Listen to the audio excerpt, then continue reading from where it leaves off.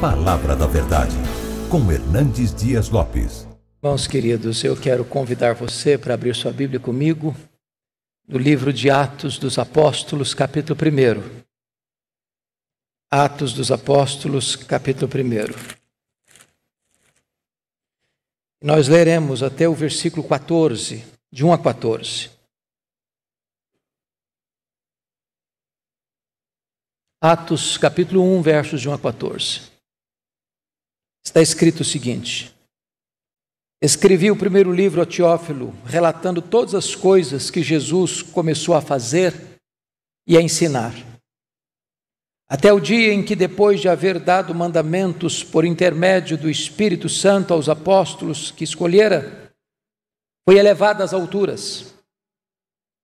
A estes também, depois de ter padecido, se apresentou vivo, com muitas provas incontestáveis, aparecendo-lhes durante 40 dias e falando das coisas concernentes ao reino de Deus. E comendo com eles, determinou-lhes que não se ausentassem de Jerusalém, mas que esperassem a promessa do Pai, a qual disse ele: de mim ouvistes. Porque João, na verdade, batizou com água, mas vós sereis batizados com o Espírito Santo, não muito depois destes dias. Então os que estavam reunidos lhe perguntaram: Senhor, será este o tempo em que restaures o reino a Israel? Respondeu-lhes: não vos compete conhecer tempos ou épocas que o Pai reservou pela sua exclusiva autoridade. Mas recebereis poder ao descer sobre vós o Espírito Santo, e sereis minhas testemunhas, tanto em Jerusalém, como em toda a Judéia e Samaria, e até os confins da terra. Ditas essas palavras, foi Jesus elevado às alturas à vista deles, e uma nuvem o encobriu dos seus olhos. E estando eles com os olhos fitos no céu, enquanto Jesus subia, eis que 2 varões vestidos de branco se puseram ao lado deles e lhes disseram: varões galileus, por que estáis olhando para as alturas? Esse mesmo Jesus que dentre vós foi assunto ao céu, virá do modo como viste subir. Então voltaram para Jerusalém do monte chamado Olival, que dista daquela cidade tanto como a jornada de um sábado. Quando ali entraram, subiram para o cenáculo, onde se reuniram Pedro, João, Tiago, André, Filipe, Tomé, Bartolomeu, Mateus, Tiago, filho de Alfeu, Simão o Zelote e Judas, filho de Tiago. Todos estes perseveravam unânimes em oração com as mulheres, com Maria, mãe de Jesus, e com os irmãos deles. Amém. Eu quero pensar com vocês sobre o seguinte tema: Jesus subiu e o Espírito Santo desceu. Jesus subiu e o Espírito Santo desceu. Todos vocês têm plena ciência de que Lucas foi o único escritor bíblico não judeu. Ele era gentio. Provavelmente nasceu em Antioquia da Síria. Ele era médico de profissão e também historiador. Ele escreveu talvez a obra mais relevante para a história do cristianismo em 2 volumes. O Evangelho, primeiro volume, e o livro de Atos dos Apóstolos, o segundo volume da mesma obra. É curioso que Lucas, ao registrar os fatos que você encontra no Evangelho e em Atos, faz uma acurada pesquisa. Ele compulsa as obras e ele vai atrás das informações mais rigorosas e precisas dos fatos. E então relata todas as coisas que Jesus começou, preste atenção nisso, começou a fazer e a ensinar. Começou porque o que Jesus fez e ensinou prossegue agora com os apóstolos, com a igreja. E nós ainda hoje estamos ensinando o que Jesus fez e o que Jesus ensinou. Chama a sua atenção para a ordem, porque talvez na nossa lógica humana nós inverteríamos os verbos. Começou o que ele começou a ensinar e a fazer, mas não é isso que você encontra aqui. Jesus começou a fazer e a ensinar. Porque ele é, porque ele faz, ele ensina. Seu exemplo precede a sua ação. Esta ordem e esta lógica não pode ser alterada pela igreja. Primeiro somos, depois fazemos, depois ensinamos. Pois bem, meus irmãos, eu gostaria então de, à luz desse texto, extrair dele 4 verdades essenciais, pivotais do cristianismo. Primeira delas, a ressurreição de Cristo, uma verdade incontroversa, é o que está nos versos 1 a 3. Vejam vocês que no verso 1 e 2 ele trata da continuidade do ministério de Cristo. Quando ele declara que ele está relatando todas as coisas que Jesus começou a fazer e a ensinar, até o dia em que, depois de haver dado mandamentos por intermédio do Espírito Santo aos apóstolos que escolhera, foi levado às alturas. A partir daí você encontra o livro de Atos, que é o livro da história da igreja. E se você ler atentamente o Evangelho de Lucas e o livro de Atos, você verá que exatamente o que Cristo fez e o que Cristo ensinou, os apóstolos continuam fazendo e ensinando. Porque aprenderam com ele. Porque tinham a ele, Jesus, o modelo, o exemplo, o protótipo, o paradigma. Se você notar comigo o verso 3, Lucas vai nos dar informações das provas irrefragáveis, irrefutáveis da ressurreição. A estes também, depois de ter padecido, se apresentou vivo, com muitas provas incontestáveis. Não são provas científicas, obviamente, porque é um fato histórico. E um fato histórico você não leva para um laboratório para fazer experiência. São provas judiciais.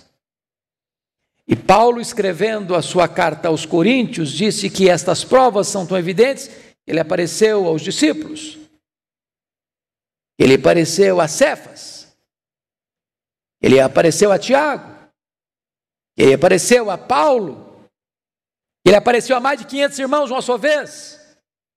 Então a ressurreição não foi apenas um fato psicológico, não foi apenas um expediente, conforme registrado em Mateus, que os discípulos sairão contando que ele ressuscitou, quando de fato ele não ressuscitou. Ou como os céticos dizem, ele nem chegou a morrer, ao ser retirado vivo da cruz e colocado num túmulo, e os túmulos não eram 7 palmos abaixo da terra, mas cavado em rocha, e um lugar amplo, com ar fresco ali dentro, que ele teria recuperado as suas energias. Ou que as mulheres foram no túmulo errado e saíram proclamando que ele ressuscitou? Não, absolutamente não. Jesus ressuscitou. O seu túmulo está vazio e Jesus está no trono. Este é o pilar principal do cristianismo. Porque se Jesus tivesse sido vencido pela morte, ele teria sido um fracasso. Não poderia salvar nem ele mesmo. Não poderia ser o nosso Redentor. Se ele não ressuscitou, então, diz o apóstolo Paulo, a nossa fé é vã, a nossa pregação é vã. Os que creram estão enganados. Os que morreram pereceram sem esperança. Então nós somos falsas testemunhas de Deus. Mas de fato ele ressuscitou com primícias dos que dormem. Ele entrou nas entranhas da morte, arrancou o aguilhão da morte, matou a morte e ressurgiu gloriosamente, inaugurando a imortalidade. Porque Ele ressuscitou, a morte não tem a última palavra. Porque Ele ressuscitou, o túmulo gelado não é o nosso último endereço. Porque Ele ressuscitou, nós temos uma viva esperança. Mas notem vocês, no verso 3 ainda, diz que depois de dar provas incontestáveis da sua ressurreição, Ele apareceu aos discípulos, aos apóstolos, durante 40 dias, falando das coisas concernentes ao reino de Deus. Ele continua então o seu ministério de ensino após a sua ressurreição, 40 dias, para então ascender aos céus, assentar-se à destra de Deus, dar continuidade ao seu ministério como sumo sacerdote, como advogado justo, intercedendo por nós. Assentado no trono, de onde Ele tem o livro da história nas mãos, e venceu para abrir o livro e desatar os seus selos, governar o mundo, governar a história e dirigir a igreja como cabeça da igreja. Mas aqui vem a segunda verdade desse texto. Primeiro, a ressurreição de Cristo, uma verdade incontroversa. Segundo, a promessa do Espírito Santo, a dádiva do Pai. Isso está nos versos 4 a 8. E eu quero chamar a sua atenção para um ponto muito importante. A descida do Espírito Santo foi condicionada à subida de Cristo. O Espírito Santo não poderia ter sido derramado sobre a igreja, a não ser que Cristo subisse para o céu. E eu chamo a sua atenção para 2 versículos, para nós confirmarmos isso. Primeiramente, dê uma olhadinha em João capítulo 7. Evangelho de João capítulo 7, versos 38 e 39. Está escrito o seguinte: quem crer em mim, como diz a Escritura, disse Jesus, do seu interior fluirão rios de água viva.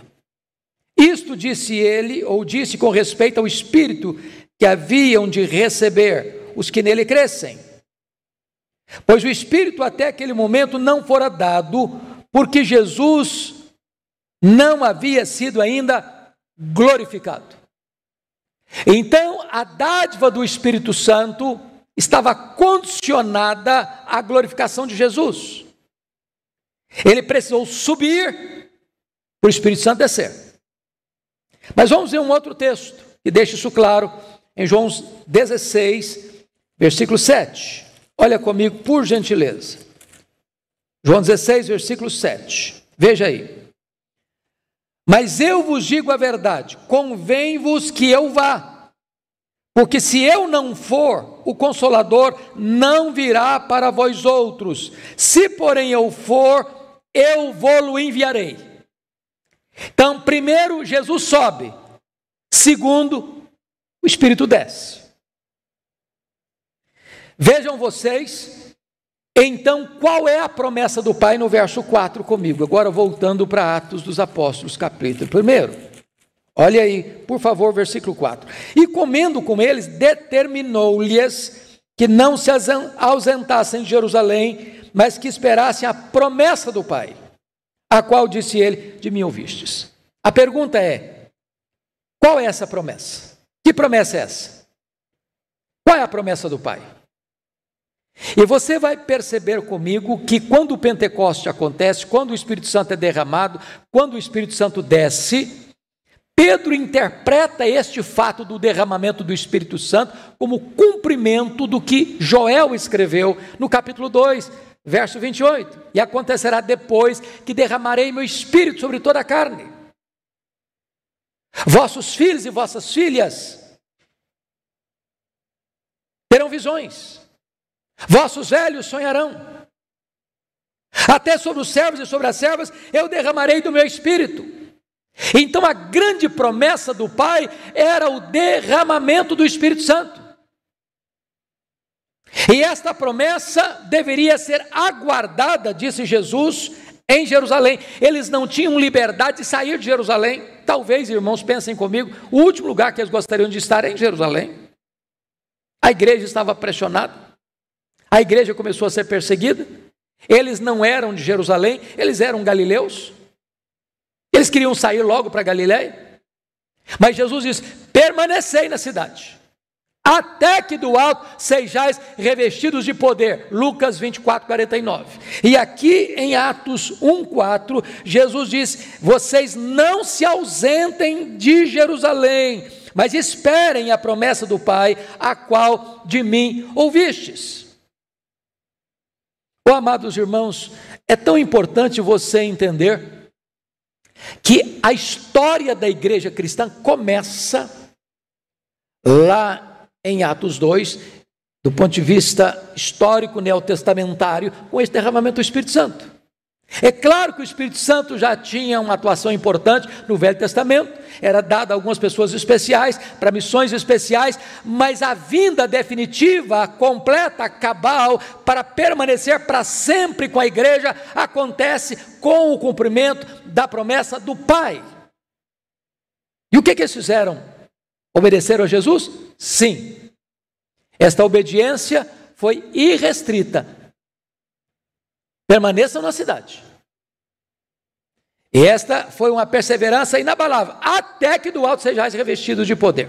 Dr. John Stott, interpretando esse texto, ele disse que antes de enviar a igreja ao mundo, Jesus enviou o Espírito Santo à igreja, e esta ordem não pode ser alterada. Você e eu precisamos de receber esta promessa do Pai, antes de nós sermos usados por Deus no cumprimento da grande comissão. Mas notem mais, além dessa promessa do Pai, Jesus trata no versículo 5 do batismo com o Espírito Santo. Olha comigo. Porque João, na verdade, batizou com água, mas vós sereis batizados com o Espírito Santo, não muito depois desses dias. Aliás, o João Batista, o precursor de Jesus, foi quem disse isso com muita clareza. Eu batizo com água, mas aquele que vem depois de mim é mais poderoso do que eu, e ele vos batizará com o Espírito Santo e com fogo. Então, aqui nós estamos diante de um dos assuntos nevrálgicos do cristianismo, que é o batismo com o Espírito Santo. É claro que este assunto é polêmico na igreja evangélica. Alguns pensam de uma forma, outros pensam de outra, mas eu gostaria de destacar, primeiramente, que este batismo com o Espírito Santo está ligado à questão da salvação. Todo aquele que é salvo é batizado pelo Espírito no corpo de Cristo. Todo aquele que é salvo recebe o Espírito Santo. Tem o selo do Espírito Santo. Ninguém pode dizer Senhor Jesus se não for pelo Espírito Santo. É impossível que alguém creia em Jesus sem a obra do Espírito Santo. É impossível que alguém seja crente sem ter o Espírito Santo. É impossível que alguém faça parte da igreja de Deus sem que seja batizado pelo Espírito no corpo de Cristo. Então todo crente tem o Espírito Santo. Todo crente é batizado pelo Espírito no corpo de Cristo. Todo crente é selado com o Espírito Santo a promessa. Todo crente é habitado pelo Espírito Santo. É impossível que você seja crente e seja salvo se você ainda não tem o Espírito Santo. Bom, mas, por outro lado, também está embutido nesta questão um outro aspecto importante. É por isso que muitos usam a questão semântica. Porque Jesus está tratando aqui também de um outro aspecto que é revestimento de poder. E é por isso que no versículo 8 ele vai tratar de poder. E é por isso que em Lucas 24, 49 diz: permanecei na cidade até que do alto sejais revestidos de poder. E é por isso que dentro da teologia neotestamentária se usa a expressão enchei-vos do Espírito. Porque uma coisa é ter o Espírito Santo, outra coisa é o Espírito Santo ter você. Uma coisa é ter o Espírito presente, outra coisa é ter o Espírito presidente. Uma coisa é você ser habitado pelo Espírito, outra coisa é você ser cheio do Espírito. E você sabe disso, e não é preciso nenhum especialista para dizer isso. Nem todos os crentes habitados pelo Espírito estão cheios do Espírito. Quando você está cheio do Espírito, você sabe que está, e as pessoas que convivem com você sabem que você também está. Há evidências óbvias, claras. E o Senhor Jesus Cristo está tratando desta questão, deste revestimento de poder também. E Jesus disse, e quem faz isso é Ele.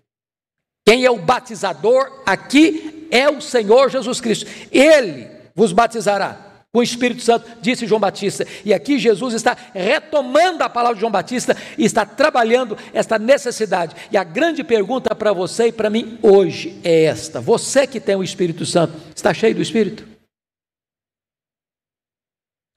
Ser cheio do Espírito não é uma opção, é um mandamento, é uma ordem.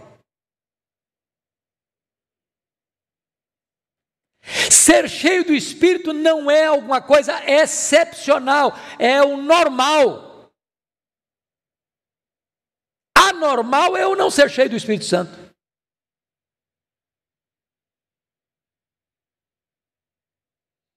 Pois bem, queridos, dito isto, vamos ver agora que nos versos 6 e 7, Jesus vai falar da natureza do reino.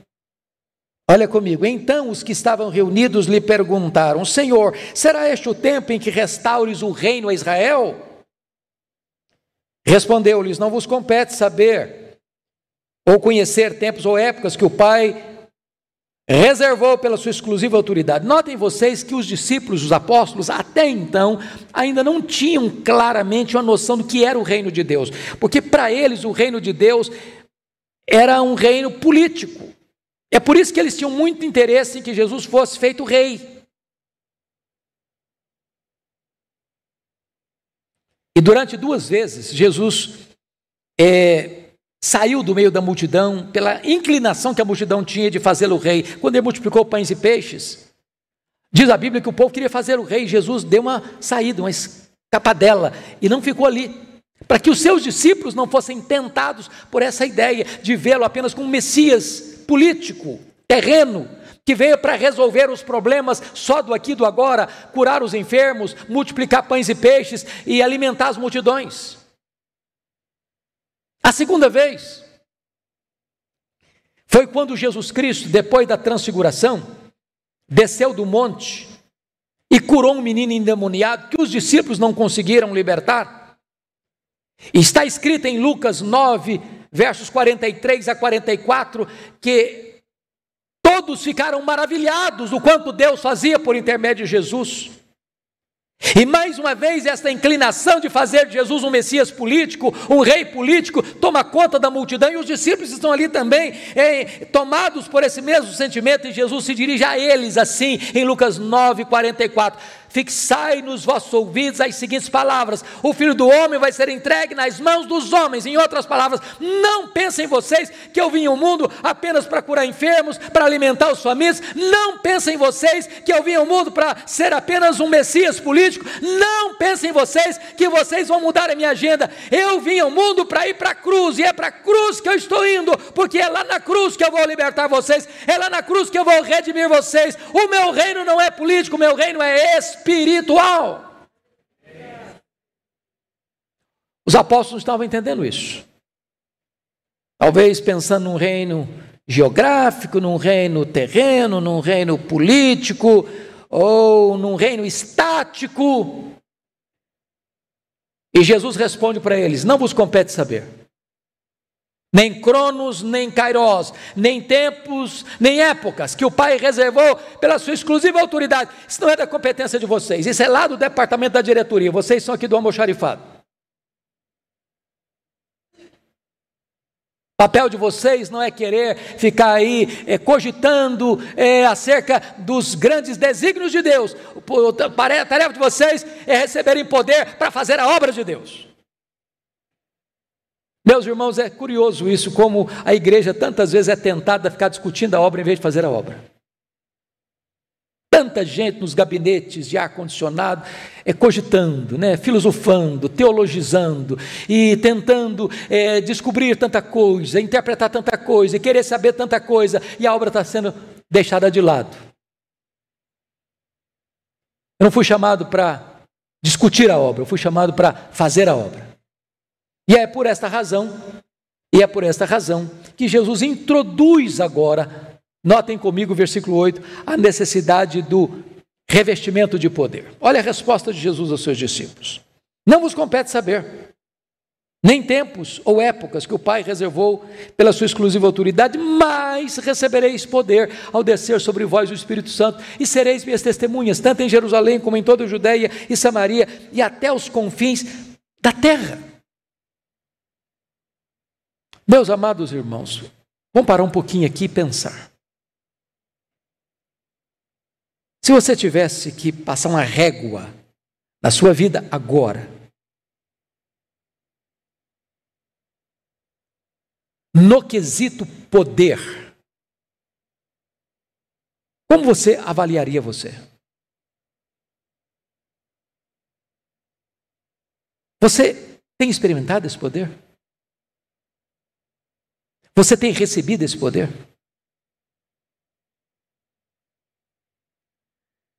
Você está cheio desse poder?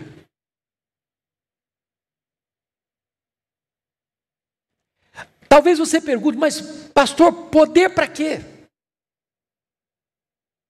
Talvez o texto nos ajude. Primeiro, poder, meu irmão, para sair da especulação teológica para o campo da ação missionária. Os discípulos queriam discutir escatologia. Jesus, não, isso não é de vocês, não. Vocês vão receber poder para trabalhar. Não é para discutir, é para trabalhar. Tem muita gente discutindo a obra, irmãos. Mas a obra precisa ser feita. E deixa eu lhe dizer algo maravilhoso. Se você quer ver resultados de crescimento da igreja, você precisa trabalhar. É curioso que, preste bem atenção no que eu vou lhe dizer, aqueles que mais sabem, muitas vezes, menos fazem. Aqueles que menos sabem, mais fazem. Tem hora que você toma algum susto, você chega e encontra um obreiro, talvez com limitação tão grande no seu conhecimento, no seu cabedal teológico, doutrinário, e você vai ver frutos e muitos frutos, e igrejas plantadas, e congregações plantadas, e milhares de pessoas convertidas. Mas como assim? Como assim? É porque não tem colheita sem semeadura. Nós temos que gastar mais as solas dos nossos sapatos do que o assento dos nossos bancos. O poder não está no seu cabedal intelectual, o poder está no Espírito Santo de Deus, no Evangelho de Cristo. O Evangelho é o poder de Deus para a salvação de todo aquele que crê. Não importa se o camarada é um pós-doutor ou se ele tem um primário. Se ele abrir a boca e pregar o Evangelho, haverá virtude do Espírito Santo e conversões acontecerão. Nós precisamos de poder, irmãos. Hoje acumulamos diplomas e mais diplomas, títulos e mais títulos, e eu não sou contrário a isso. Eu acho que nós estudamos pouco, deveríamos estudar mais, mas eu quero dizer que você pode ter todos os diplomas de todas as academias, as mais excelentes, mas se você não tiver poder, não haverá virtude para pregar o Evangelho, não haverá frutos. Recebereis poder. Mas poder para quê? Segundo lugar, poder para você resolver as tensões de relacionamento. Irmãos amados, hoje o pessoal fala muito aí de inteligência emocional, e o mercado de trabalho está dando muito mais valor e mais importância ao camarada que tem habilidade de se relacionar do que quem tem um QI muito elevado. Mas o cristianismo é pioneiro nisso. Recebereis poder ao descer sobre vós o Espírito Santo, e sereis minhas testemunhas, tanto em Jerusalém, como em toda a Judeia, e até Samaria. E Samaria, meus irmãos, é uma coisa curiosa, que quando Jesus estava indo para Jerusalém, Ele tinha que passar pela aldeia de Samaria e os samaritanos não o receberam. Eram inimigos. E diz a Bíblia que João, que era o discípulo do amor, mas era filho do trovão, disse: Senhor, o senhor quer que a gente manda descer fogo do céu para esse povo, arrebentar esse povo todo, queimar esse povo todo? O povo não merece viver, não, vamos queimar esse trem.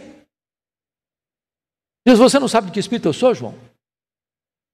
Mas quando João foi revestido com o poder do Espírito Santo, e a igreja recebeu o poder do Espírito Santo, quando o evangelho chegou até Samaria, sabe quem que foi enviado para Samaria? João e Pedro. Agora não estão querendo que o fogo caia, não. Agora estão orando para que eles recebam o Espírito Santo. Sabe o que significa isso? Se você está cheio do Espírito Santo, você não tem mágoa no coração. Se você está cheio do Espírito Santo, você perdoa aquele que machucou você. Se você está cheio do Espírito Santo, você resolve aquelas pendências de relacionamento que se arrastam na sua vida, dentro da sua família ou no seu trabalho. Se você está cheio do Espírito Santo, você leva o evangelho até para aqueles que se consideram seus inimigos. Poder. Para quê? Para que poder? Poder para morrer, meu irmão. Se você não tem uma causa pela qual morrer, você ainda não tem uma causa pela qual viver. Uma das perguntas que mais fazem para mim é: pastor, e se chega uma perseguição no Brasil? Como acontece hoje em alguns países, irmãos, onde só o fato de você ter uma Bíblia, você é perseguido. Se você reunir na sua casa, a portas trancadas, você tem que cantar os hinos em voz bem baixinha, bem baixinha. Irmãos nossos estão sendo fuzilados hoje, irmãos nossos estão sendo trancados hoje, com escassez de pão e com torturas. Irmãos nossos hoje estão morrendo pela sua fé. E as perguntas: pastor, e se chega uma situação dessa aqui, será que eu aguento? Eu vou dizer uma coisa a você: esses irmãos não são mais crentes do que você, ou não têm poder neles mesmos maior do que os que você os tem. Na verdade, se Deus permitir que uma perseguição chegue, Ele vai nos capacitar a dar a nossa vida por Cristo. Todo aquele que foi selado com o Espírito Santo, esse não vai negar sua fé, esse não se dobrará ao anticristo, esse não apostatará, esse permanecerá firme e vencerá o diabo com o sangue do Cordeiro e a palavra do testemunho, que é o martírio. Pressão de poder. Mas poder para quê? Meu amado, poder para pregar. Sem poder você se cala. Sem poder você se acovarda. Sem poder você se torna um agente secreto do reino de Deus. Sem poder você está numa sala de aula o ano todo, junto com vários colegas que nunca ouviram de Cristo, e você se calará covardemente. Sem poder, seus vizinhos não saberão que Jesus é o Senhor. Sem poder, a sua família não é evangelizada. Sem poder, você será omisso. Mas é impossível ter poder e não falar desse nome. É por isso que Jesus retrata aqui a necessidade de sermos revestidos com poder. Mas notem comigo ainda que agora, em terceiro lugar, Lucas vai tratar da ascensão de Cristo, o selo da sua vitória, nos versículos 9 a 11. Ditas essas palavras, diz o verso 9, foi Jesus elevado às alturas à vista deles, e uma nuvem encobriu seus olhos. Estando eles com os olhos fitos no céu, enquanto Jesus subia, eis que dois varões vestidos de branco se puseram ao lado deles e lhe disseram: varões galileus, por que estáis olhando para as alturas? Esse Jesus que dentre vós foi assunto ao céu, virá do modo como vi subir. Por que ele subiu? Subiu primeiro porque ele consumou a obra que veio fazer aqui. Ele nasceu, ele viveu, ele morreu, ele ressuscitou, ele deixou a igreja estabelecida, agora ele sobe para derramar o Espírito Santo. Ele subiu porque a obra dele aqui foi concluída. Mas diz o texto que ele subiu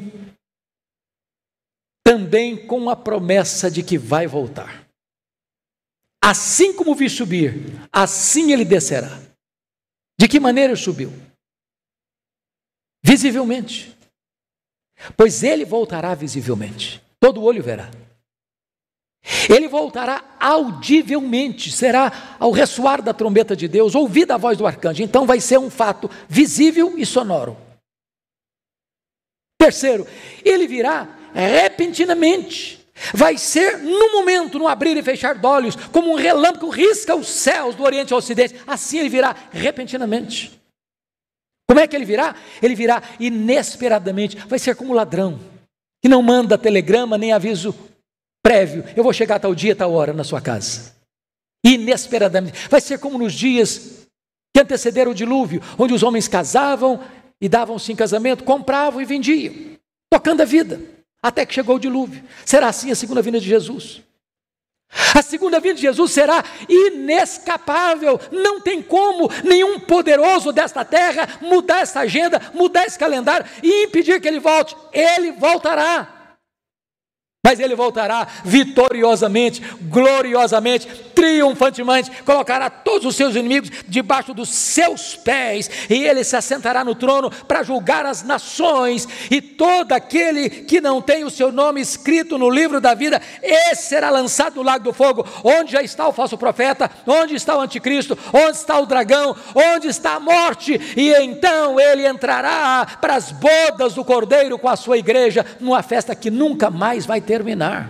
Bendito seja Deus. Mas eu quero terminar o último ponto aqui, e Jesus trata dessa agenda. E o último ponto, o quarto ponto, é a busca do Espírito Santo, um clamor da igreja. Olha comigo os versos 12 a 14. Note que Jesus voltou para o céu triunfantemente, e os discípulos voltaram para o cenáculo alegremente. E o versículo 12 trata da volta. Notem comigo. Então voltaram para Jerusalém, porque a ordem foi essa: permanecer em Jerusalém, até que do alto sejais revestidos de poder. Segundo, note comigo o local, versículo 13a. Quando ali entraram, subiram para o cenáculo. Por que o cenáculo? Porque era exatamente nesse local que eles haviam se reunido com Jesus, onde comeram a Páscoa, e onde Jesus fez uma transição da Páscoa judaica para a ceia, inaugurando a nova aliança em seu sangue. Exatamente nesse cenáculo é que Jesus disse que ele precisava subir para o Espírito Santo descer. Então esse é o local onde eles vão se reunir. Quem são os integrantes? Olhem comigo. Versículo 13. Pedro, João, Tiago, André, Filipe, Tomé, Bartolomeu, Mateus, Tiago, filho de Alfeu, Simão Zelote, Judas, filho de Tiago. E ainda versículo 14, Maria, mãe de Jesus, e os irmãos dele. Ao todo eram 120 pessoas. Esses eram os integrantes daquela reunião. O que eles fizeram nesse cenáculo? Olhem comigo, por favor, no versículo 14. Todos estes, todos quem? Os 120, todos perseveraram, unânimes em oração. Unânimes. Quanto tempo durou isso? 10 dias. 10 dias. Jesus não disse: olha, orem 10 dias e eu derramarei o Espírito Santo. Ele não disse isso. Orem 1 mês e eu derramarei o Espírito Santo. Ele não disse isso. Ele disse: orem, permaneçam até que. Às vezes a gente começa a orar e desiste.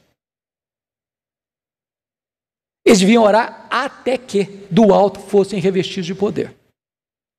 Mas pense você numa reunião onde não tem ninguém desanimado. Olhando para o relógio, está tarde, já estou cansado, agora não oro mais não. Eu acho que não adianta orar, nós já oramos 5 dias, não aconteceu nada. Já oramos 6 dias, nada. 7 dias, uma semana, não aconteceu nada. Vou parar de orar. Todos perseveraram unânimes em oração. E diz o capítulo 2, que de repente, 10 dias depois, num domingo, 9 horas da manhã, estavam assentados, quando os céus se fenderam, línguas como de fogo, um vento impetuoso começa a soprar, e diz a Bíblia que todos ficaram cheios do Espírito Santo de Deus. E todos começaram a falar as grandezas de Deus. As multidões se ajuntaram. E então começam a perguntar: o que quer isso dizer? E diz a Bíblia que outros chegam e olham e dizem o seguinte: não, são galileus. Outros olham e dizem: não, estão bêbados. E Pedro se levanta, cheio do Espírito Santo, diz: não, isso é 9 horas da manhã, eles não estão bêbados não, o que está acontecendo aqui é o cumprimento da promessa do Pai, conforme disse o profeta Joel: e haverá depois que derramarei do meu Espírito sobre toda a carne. E ele prega um sermão cheio do Espírito Santo, sobre a morte de Cristo, sobre a ressurreição de Cristo, sobre a ascensão de Cristo, sobre o senhorio de Cristo, e diz a Bíblia que os corações vão ficando compungidos, e o apelo não parte do pregador para o seu auditório, mas parte do auditório para o pregador. O que nós vamos fazer diante disso? E Pedro diz: arrependei-vos e cada um de vós seja batizado em nome do Senhor Jesus Cristo para a remissão dos vossos pecados, e recebereis o dom do Espírito Santo. E esta promessa não é apenas para vós, é para os vossos filhos, para aqueles que estão ainda tão longe, para quantos o Senhor nosso Deus chamar. Esta promessa é para você, esta promessa é para mim, esta promessa é para a igreja hoje, irmãos. O revestimento do Espírito Santo, o poder do Espírito Santo. Eu quero concluir dizendo algo para mim tão importante aqui. Esse texto nos ensina que não tem lugar sagrado. Eles não estão no templo, eles estão num cenáculo. O Espírito Santo pode ser derramado debaixo de uma árvore, numa tapera, num casebre de chão batido, numa sala de um hotel, num quarto de um hotel, na sua cozinha, na sala de aula. Dessacraliza a geografia. Segundo, não tem família sagrada. Lá está Maria, lá estão os irmãos de Jesus, mas não diz que Maria e os seus filhos, os irmãos de Jesus, ficaram mais cheios do Espírito Santo, ou a partir dali se tornaram mais importantes que os outros. Não, todos ficaram cheios de igual forma. Dessacraliza essa questão do status familiar. Terceiro, não tem idade sagrada. Ali tem Maria, ali tem os filhos de Maria, ali tem gente que tem uma posição elevada, os apóstolos, ali tem gente simples, anônima, que não aparece o nome, mas todos ficaram cheios do Espírito Santo da mesma maneira. Mas mais, não tem posição sagrada, fisicamente falando. Eles não estão de joelhos, eles não estão de pé, estão assentados. Às vezes a gente pensa, irmãos, que a posição física é que determina o grau da minha reverência. Não necessariamente. Eu posso estar de joelhos, prostrado, mas o meu coração está empinadinho, cheio de soberba. Não é a posição física. Estão assentados e o Espírito Santo é derramado. Então, amado, eu gostaria que hoje, agora, todos nós pudéssemos pensar uma coisa. Meu Deus, eu não posso viver sem essa plenitude. Eu não posso andar sem essa plenitude. Eu não posso ser uma testemunha sem essa plenitude. Eu preciso deste revestimento de poder. Eu preciso. E você? Também precisa? Que Deus nos ajude.